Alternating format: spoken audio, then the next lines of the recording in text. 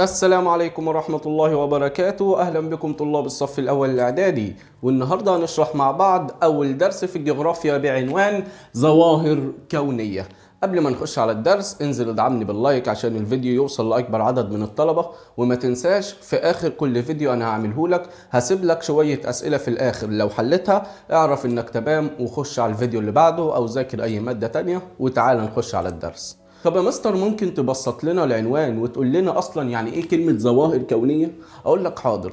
في الدرس ده عايز يكلمك عن شوية ظاهرات موجودة في الكون، يعني شوية حاجات ربنا سبحانه وتعالى خلقها وموجودة في الكون. طب يا مستر هو الكون ده كبير؟ اكيد طبعا الكون كبير. تعال بقى فتح لي مخك كده وتخيل معايا ازاي الكون كبير. انت دلوقتي داخل بيت، البيت داخل قرية، القرية داخل مدينة، المدينة داخل محافظة، المحافظة داخل دولة، الدولة داخل قارة، القارة داخل كوكب الأرض، كوكب الأرض ما هو إلا كوكب من كواكب نجم الشمس، نجم الشمس ما هو إلا نجم من مجرة كبيرة، ويوجد عدد كبير من المجرات. انت متخيل؟ بقول لك انت جوه بيت، البيت داخل قرية، القرية داخل مدينة، المدينة داخل محافظة، المحافظة داخل دولة، الدولة داخل القارة، القارة داخل كوكب الأرض، كوكب الأرض من كواكب نجم الشمس، نجم الشمس من نجوم داخل مجرة واحدة، والكون فيه عدد كبير من المجرات. انت متخيل معايا الكون كبير ازاي؟ يبقى درسنا ده بيتكلم عن الظواهر الكونية، وهتلاقيه كاتب لك في الكتاب هيا بنا نطلع برحلة إلى الفضاء. ولو طلعنا بالرحلة إلى الفضاء أول حاجة هنلاقيها المجرات. عايز اقول لك ان المجرات دي اكبر حاجة في الكون، يبقى اكبر حاجة موجودة في الفضاء هي المجرات. تعريف المجرات ايه يا مستر؟ بيقول لك هي تجمعات كبيرة من النجوم. تاني، يبقى المجرات عبارة عن تجمعات كبيرة من النجوم. المجرات ممكن تبقى مختلفة في الاشكال والاحجام والانواع، عشان المجرات مش نوع واحد ولا حجم واحد ولا شكل واحد، لا ده مختلفة سواء في الشكل سواء في الحجم يا كبير يا صغير او في النوع. تاني، يبقى المجرات عبارة عن ايه؟ تجمعات كبيرة من النجوم مختلفة الاشكال والاحجام والانواع. يبقى احفظ معايا تعريف المجرات وهنقول تجمعات كبيرة من النجوم مختلفة الاشكال والاحجام والانواع. بيقول لك ان المجرة الواحدة تحتوي على ملايين من النجوم. تاني، المجرة الواحدة تحتوي على ملايين من النجوم. المجرة مش نجم واحد ولا اتنين ولا تلاتة، ده ملايين من النجوم، والنجوم دي يفصل بينها مسافات كبيرة. تاني، النجوم دي يفصل بينها مسافات كبيرة. طب استنى يا مستر، انا في السماء بشوف النجوم جنب بعض. اقول لك ما عشان المسافة بعيدة فانت بتشوفها قريبة من بعض، زي مثلا لما تلاقي طيارتين طايرين في السماء تحس انهم من كتر قربهم هيخبطوا في بعض، لكن هم في الواقع بعيد، بس انت عشان شايفهم من بعيد فبتشوفهم انهم قريبين من بعض وهيخبطوا في بعض. زيها زي النجوم، انت بتشوفها قريبين من بعض عشان انت اصلا على مسافة بعيدة، لكن في الواقع هي على مسافات كبيرة. قلت لك ان المجرات مختلفة في الاشكال والاحجام والانواع. تعال هنتكلم عن انواع واشكال المجرات. قال لك والله انت عندك 3 انواع من المجرات. اول نوع المجرة الحلزونية، تاني نوع البيضاوية، تالت نوع الغير منتظمة. تاني كم نوع؟ 3. 1 حلزونية، 2 بيضاوية، 3 غير منتظمة. احنا بنقول عليها حلزونية عشان تشبه الحلزونة. المجرة بتبقى عبارة كده، بص شبه الحلزونة. تاني، يبقى دي مجرة اسمها مجرة ايه؟ حلزونية، شبه الحلزونة. فدي مجرة من المجرات بنقول عليها المجرة الحلزونية، وبها مجموعة من النجوم. تعال نحط النجوم داخل المجرة كده، بص بتبقى عبارة بقى عن كده، ملايين من النجوم داخل المجرة الواحدة، ملايين من النجوم داخل المجرة الواحدة. يبقى قلت لك المجرة تجمعات كبيرة من النجوم مختلفة في الاشكال والاحجام والانواع.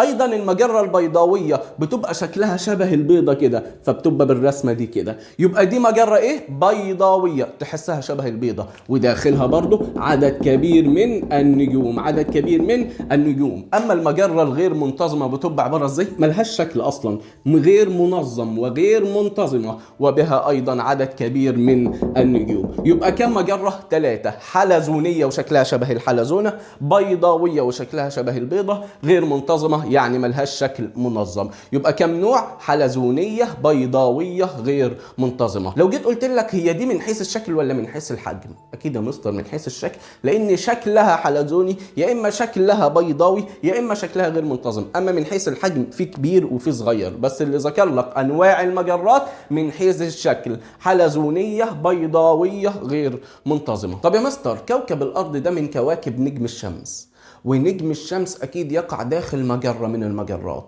طب المجرة اللي يقع فيها كوكب الارض من النوع ايه؟ هل الحلزوني اما البيضاوي اما الغير منتظم؟ عشان تجاوب على السؤال ده افتكر كلام الزعيم عادل امام وهو بيقول لك: الحلزونة يما الحلزونة، الحلزونة يما الحلزونة، خبيني يما يا حلزونة. يبقى الزعيم عادل امام قال لنا مجرتنا من النوع الحلزوني.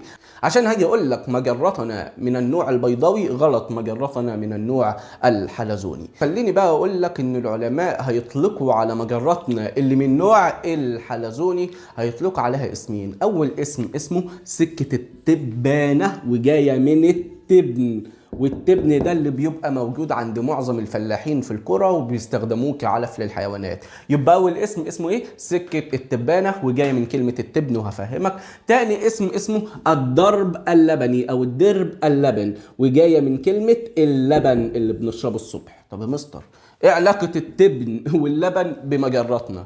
تعالى هيحط لك سؤال وهيقول لك بما تفسر يطلق عليه سكة التبانة، او بما تفسر يطلق عليها الدرب اللبن. ونمسك اول اسم اللي هو اسم سكة التبانة. هنا العلماء اول ما ركزوا بالتلسكوب على مجراتنا الحلزونية لاحظوها انها شبه التبن المتساقط على الطريق. مش فاهم؟ اتخيل معايا ان واحد فلاح كده شايل شوال او شايل شكارة تبن على ظهره، وهو ماشي طبيعي هيقع منه شوية تبن على الأرض. شايف شوية التبن اللي وقعوا دول؟ هم دول شبه المجرة. يبقى تاني بما تفسر يطلق عليها سكة التبانة لأنها تشبه التبن المتساقط على الطريق. يبقى المجرة الحلزونية بتاعتنا شبه التبن اللي متساقط على الطريق. تاني حاجة بما تفسر يطلق عليها الدرب اللبني، هتقول لأنها تشبه اللبن المسكوب. مش فاهم؟ تعال هفهمك. اتخيل معايا كده ان في عيل صغير او انت يا عم دخلت على التلاجة وجبت كوباية لبن، ودلقت او وقعت كوبايه اللبن دي في الارض. هل كوبايه اللبن هتتجمع ولا كل قطره هتطرطش في حته بعيد؟ طبعا كل قطره هتروح في حته بعيد، فتحسها ايضا شبه النجوم اللي اتوزعت في المجره. يبقى بما تفسر يطلق عليها الدرب اللبني لانها تشبه اللبن المسكوب. تاني بما تفسر يطلق عليها بسكه التبانه، هتقول لانها تشبه التبن المتساقط على الطريق، كل حته بتقع في الطريق فتحسها نجم من نجوم المجرة. تاني حاجة بما تفسر يطلق عليها الدرب اللبني، هتقول لأنها تشبه اللبن المسكوب. كده خلصنا المجرات. والسؤال اللي عايزك تعرفه يعني مجرات تجمعات كبيرة من النجوم مختلفة الأشكال والأحجام والأنواع. طب إيه هي أنواع يا مستر المجرات؟ حلزونية بيضاوية غير منتظمة. طب يا مستر مجراتنا من النوع إيه؟ الحلزوني، وافتكرها بالزعيم عادل إمام. طب يا مستر العلماء هيدوها كم اسم؟ اسمين، سكة التبانة والدرب اللبني. بنقول سكة التبانة ليه؟ لأنها تشبه التبن المتساقط على الطريق، وكلمة سكة يعني طريق. طب بما تفسر يطلق عليها الدرب اللبني، هتقول لأنها يشبه اللبن المسكوب، وكلمة برضو الدرب يعني الطريق. واتكلمنا عن المجرات. تعالى بقى هناخد الأجزاء التي داخل المجرة وهي إيه؟ النجوم. يبقى هنتكلم عن النجوم. تعريف النجوم اقرا معايا كده: أجسام كبيرة الحجم مضيئة وملتهبة ومتوهجة تشع ضوء وحرارة. يبقى تعريف النجوم أجسام كبيرة الحجم مضيئة يعني بتنور، وملتهبة يعني مولعة، ومتوهجة يعني في مواد بتغلي جوا بعض تشع ضوء وتشع حرارة. تعال نضرب مثال بنجم الشمس. نجم الشمس ده قد الأرض 1,000,000 مرة. اتخيل الأرض كبيرة، الشمس بقى قدها 1,000,000 مرة. يبقى نجم الشمس كبير طبعا، يبقى أجسام كبيرة الحجم. طب نجم الشمس بينور؟ اكيد يا مستر الشمس هي اللي بتنور لنا بالنهار يبقى مضيئة. طب الشمس ملتهبة؟ اكيد طبعا يا مستر، ده بعد الظهر بيبقى الجو مولع، ما بالك بقى لو لمست الشمس ذات نفسها، يبقى ملتهبة وايضا متوهجة، يعني فيها حاجات بتغلي من جوه. طب تشع ضوء وحرارة؟ اكيد طبعا يا مستر هي اللي بتنور وهي اللي بتدينا الحرارة، يبقى تشع ضوء وحرارة. يبقى تعريف النجوم اجسام كبيرة الحجم مضيئة ملتهبة ومتوهجة تشع ضوء وحرارة.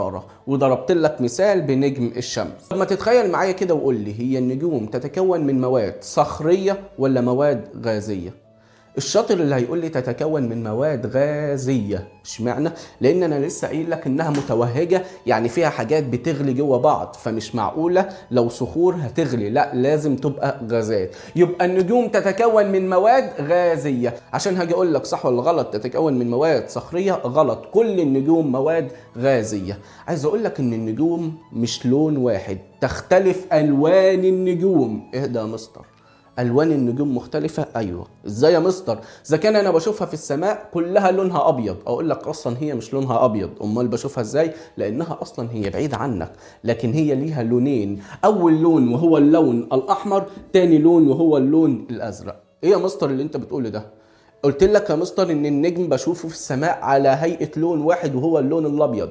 انا برضو قلت لك ان هما مش لون ابيض خالص، ده هو لونين، يا اما احمر يا اما ازرق. طب ايه يا مستر اللي خلاها تختلف كده؟ على حسب درجه الحراره. يبقى قلت لك ان النجوم عباره عن لونين، يا اما احمر يا اما ازرق. واحد بيسال نفسه سؤال وبيقول بما تفسر اختلاف الوان النجوم؟ هقول له على حسب درجه الحراره. يبقى انا قلت لك ان لون النجم يختلف على حسب درجه الحراره. مش فاهم اي حاجه يا مستر؟ تعالى افهمك. افترض معايا كده ان نجم زي نجم الشمس هو شعلة البوتاجاز اللي موجود عندك في المطبخ او ولاعة. تعال هنجيب ولاعة ونشرح عليها، وبعد ما جبنا الولاعة هي تعال نشرح عليها. افترض معايا يا عم كده ان الولاعة دي هي نجم الشمس، وجينا ولعنا الولاعة، هنلاقي فيها كام لون؟ لقيت ان فيها لونين، لون ازرق ولون احمر. تاني كام لون؟ لون ازرق ولون احمر. طب اتخيل معايا كده، والله خايف اتلسع وانا بكلمكم وهيبقى ذنبي في رقبتكم والله، يعني عشان كده انزل ادعمني باللايك عشان لو اتلسعنا يعني. تخيل معايا كده ان الولاعه زي ما بقول لك هي نجم الشمس، في كام لون؟ لونين، لون ازرق ولون احمر. انهي اكثر حراره؟ اكيد اللون الازرق اشد حراره، اما الاحمر اقل حراره، بدليل ان انا بلمسه عادي اهو وما اتلسعتش جامد. اما لو لمست اللون الازرق اكيد ده اكثر حراره لان هو اللي طالع من الولاعه اول حاجه. وبكده برضو الشمس اللون الازرق اكثر حراره واللون الاحمر اقل حراره. تاني كده مش عايزين ولاعه تاني، نرمي الولاعه تاني. قلت لك ان نجم الشمس لو لونه احمر يبقى اقل ولا اكثر؟ اقل حراره، واللون الازرق اكثر حراره. يبقى تاني هاجي اقول لك اللون الاحمر اكثر حراره، غلط، اللون الازرق هو اللي اكثر حراره. عمال اتكلك اهو، الازرق هو اللي اكثر، اما اللون الاحمر هو الاقل حراره. طب تاني هاجي اقول لك بما تفسر تختلف الوان النجوم على حسب درجه حرارتها او بسبب اختلاف درجه حرارتها، فاللون الاحمر اقل حراره اما اللون الازرق اكثر حراره. واديتك مثال عن النجوم اللي كلمتك عليها وهي نجم الشمس الذي تمدنا بالضوء والحراره، عشان هيجي اقول لك للشمس اهميه كبيره، هي الذي تمدنا بالضوء وحراره بجانب عمليات تانية كتير زي عمليه البناء الضوئي اللي خدتها في العلوم. يبقى اهميه الشمس تمدنا بالضوء والحراره. كل اللي عايزك تعرفه في النجوم تعرفها، وأيضا أنها تتكون من مواد غازية وليس صخرية، وأنها تختلف ألوانها بما تفسر لاختلاف درجة حرارتها، فالأكثر حرارة أزرق والأقل حرارة أحمر، ومثال على ذلك هي الشمس. تعال بقى نخش على ثالث حاجة وهي الكواكب. الكواكب تعريف الكواكب إيه هي تعريفها؟ أول حاجة أجسام صغيرة نسبيا. يبقى الكواكب أجسام صغيرة نسبيا. تقول لي إزاي يا مستر صغيرة؟ إذا كان إحنا عايشين على كوكب الأرض وكوكب الأرض بنشوفه كبير جدا. ما أنا بقول لك نسبيا، يعني اصغر من النجوم. هي الكواكب كبيره، لكن لو جبت نجم زي نجم الشمس قصاد الارض يبقى النجم هو اللي اكبر، اما الارض هي اصغر، فبنقول اجسام صغيره نسبيا اي اصغر من النجوم. نكمل التعريف، والتعريف هتلاحظ ان هو عكس النجوم. بمعنى ايه؟ بمعنى ان النجوم كانت مضيئه، دي معتمه يعني لا تضيء. النجوم كانت تشع ضوء وحراره، دي لا تشع ضوء وحراره. طب يا مستر كوكب زي كوكب الارض بيجيب ضوءته وحرارته منين؟ من اقرب نجم اليه زي نجم الشمس، لانه اقرب نجم الى كوكب الارض. انا عايز بقى اكلمك على حاجه، واللي من غير الحاجه دي مش كنا زماننا عايشين دلوقتي، ولا بسجل لك الفيديو ولا انت بتسمع الفيديو اصلا. ايه هي يا مستر الحاجة اللي احنا ما نقدرش نعيش من غيرها دي؟ هي الجاذبية. تاني، ايه هي الحاجة اللي مش هنقدر نعيش من غيرها؟ الجاذبية. يعني ايه اصلا كلمة الجاذبية؟ تعال افهمك. انا قلت لك ان الشمس مجرد نجم من مجرة ايه؟ من المجرة الحلزونية. فتعالى مثلا ناخد يا عم الحتة دي ونعتبرها هي نجم الشمس ونكبرها شوية ونرسمها كده. ادي دي مثلا ايه؟ ادي الشمس. الشمس تدور حولها مجموعة من الكواكب. بمعنى ايه؟ مثلا ادي اول كوكب، تاني كوكب، والكلام ده هنعرفه الدرس الجاي. يبقى الشمس تدور حولها مجموعة من الكواكب، وفعلا الشمس كل شوية يلف حوالينها مجموعة من الكواكب.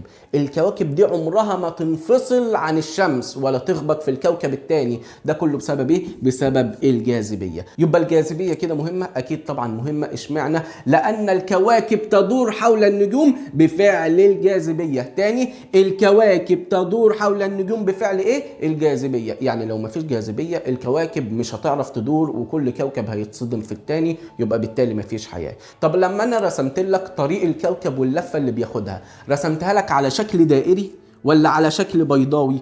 بص لو تلاحظ ان انا رسمتها لك على شكل بيضاوي، يبقى تدور الكواكب حول النجوم بفعل الجاذبية في مسارات، يعني طرق او افلاك بيضاوية الشكل. عشان هاجي اقول لك تدور الكواكب حول النجوم في مسارات دائرية الشكل، غلط، في مسارات بيضاوية. بس هيجي يسألك سؤال وهيقول لك يعني ايه مسار الكوكب او مدار الكوكب؟ هتقول له هو المسار الذي يدور فيه الكواكب حول النجوم في اشكال بيضاوية. مثال على الكواكب اللي احنا عارفينها كوكب الارض اللي احنا عايشين عليه، الذي يستمد الضوء والحرارة منين؟ من الشمس، زي ما انا قلت لك. طب يا مستر انت قلت لي ان النجوم تتكون من مواد غازية فقط، الكواكب هتتكون من مواد ايه؟ عايز اقول لك ان الكواكب في منها مواد صخريه زي كوكب الارض، عباره عن صخور نقدر نعيش عليه ونقف عليه، وفي ايضا كواكب هنعرفها الحصه اللي جايه او الفيديو اللي جاي تتكون من مواد غازيه. يبقى في نوعين من الكواكب، كواكب تتكون من مواد صخريه وكواكب تتكون من مواد غازيه. يبقى تتكون بعض الكواكب من مواد صخريه والبعض الاخر من مواد غازيه. وكده خلصنا نص الدرس الاول، والمره الجايه هنتكلم عن الاقمار وظاهرات تانية كتير. ولو عجبك الشرح اشترك في القناه واسيبك مع فيديو الاسئله، وبكده اقدر اقول لك سلام.